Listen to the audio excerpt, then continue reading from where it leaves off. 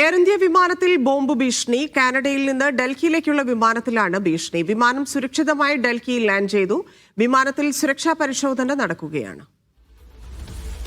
PR Aravind ചേരുന്നു. അരവിന്ദ്, വീണ്ടും bomb ഭീഷണിയാണ്. കഴിഞ്ഞ ദിവസവും ഇതുപോലെ ഉണ്ടായിരുന്നു. പരിശോധന ശക്തമാക്കിയിരുന്നു. ഇന്നത്തെ വിവരം.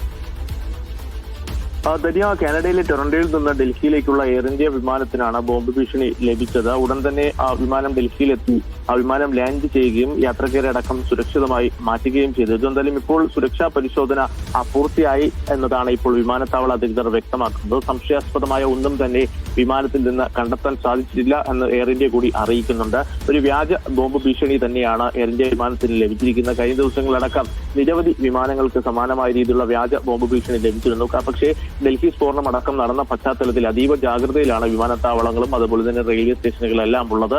അതുകൊണ്ട് തന്നെ ശക്തമായ ഈ പ്രോട്ടോകോൾ പാലിച്ച് തന്നെ മുന്നോട്ട് പോകണമെന്നാണ് നിർദ്ദേശമുള്ളത്. എന്തായാലും ഇതിന്റെ അടിസ്ഥാനത്തിൽ സുരക്ഷാ പരിശോധന ഇപ്പോൾ പൂർത്തിയായിട്ടുണ്ട്. അതേസമയം സംശയാസ്പദമായ ഒന്നും തന്നെ കണ്ടെത്താൻ സാധിച്ചില്ല എന്നതാണ് എയർ ഇന്ത്യ വ്യക്തമാക്കുന്നത്. ശരി അരവിന്ദ്.